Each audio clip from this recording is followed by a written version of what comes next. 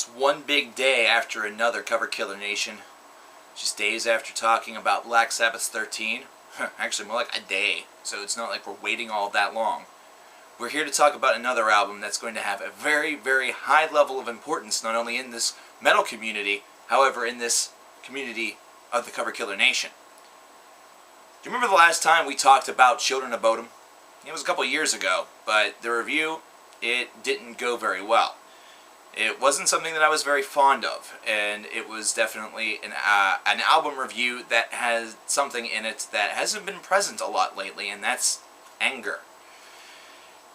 It's not that I've mellowed out, it's just that I've really not encountered a lot of stuff that just absolutely ripped to pieces, aside from, Device, Lil Wayne, and part of the Super Collider review, but that was more of, some of Dave's decision-making.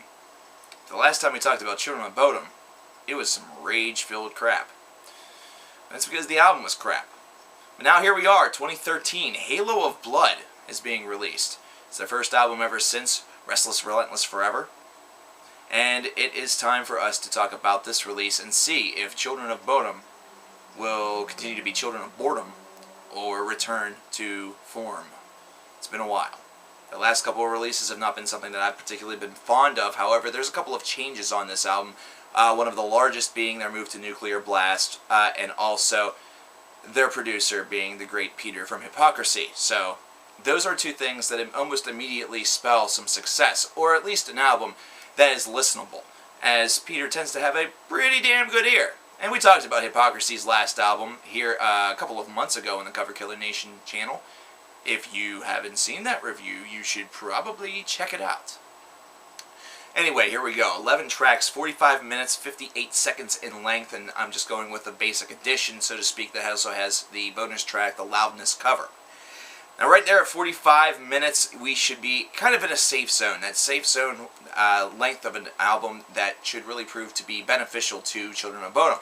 I look at 10 tracks, 11 if you count the cover, and that seems like something that should be beneficial to Children of Bodom. Everything right now, so far, shaping up to be very beneficial to this album actually at least being a listenable piece of work. And then you start to listen to it. Then you get to Waste of Skin, Halo of Blood, and Scream for Silence, the very first 3 tracks on this album. And I highlight these tracks specifically because, wow! What a turnaround. What a turnaround. Now there have been some press reports that have said that this album is, supposed to be a little bit darker and almost black metal in nature. Now, there are certain locations where I can understand kind of what they're going for whenever they say that. It doesn't quite make the total transformation, but I can definitely hear how Peter's influence as a producer, even though it's probably very minor whenever it comes to the actual songwriting, really did play a part, because the mixing on this is definitely a lot darker than I've heard in other albums by Children of Bodom, and it definitely seems like the way in which they've constructed their songs and constructed this album also seems to fit that bill very nicely as well. I'm not saying that Peter had any influence in that whatsoever, so for those of you thinking that I am, you're wrong. However, I am very pleased to inform and very pleased to really replicate the fact that, yeah, it's darker and they're damn good songs. They are done very, very well. And that immediately gives you a good idea and a good feeling for the remainder of this affair. Or does it? Yeah, we have to talk about this a little bit from a, devil's advocate standpoint. First 3 tracks of an album usually are a fair indicator of how things are going to go, but every so often you reach an album that, after a couple of tracks of a lot of hype, it seems to go downhill, almost like a roller coaster. I always like to use metaphors like that. The first 3 songs on the album kind of take you up on this peak, and then sometimes it can just die off.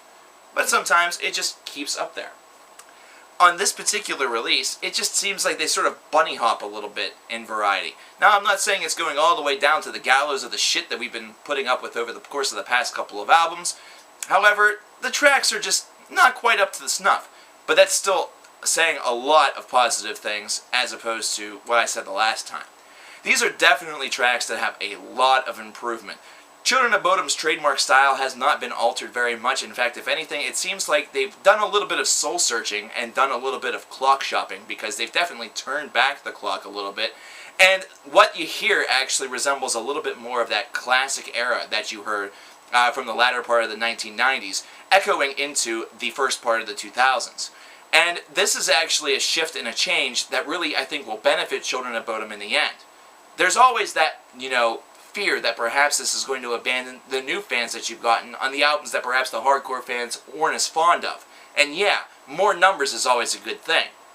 However, if anything, this is a true enhancer, because those who find this appealing are going to immediately go back to your back catalog, if they haven't already, and pick up that stuff and going to really realize it's genius. Not to mention hardcore fans that maybe have fallen off the bandwagon a little bit may pick this up just out of curiosity and find it to be a redeeming album, whereas with the past couple, maybe they didn't have that same feeling. I'm kind of in that boat. I look at Halo of Blood as I've listened to it from inception all the way to the tomb, and I just found it to be a very redeeming album. It was very satisfying to me because Children of Bodom to me was not a band that needs redemption insofar as a band like In Flames needs redemption, considering their last couple of albums, while they've been, you know, kind of wavery, it's just not been what it used to be. And that makes me sound old, but I don't care.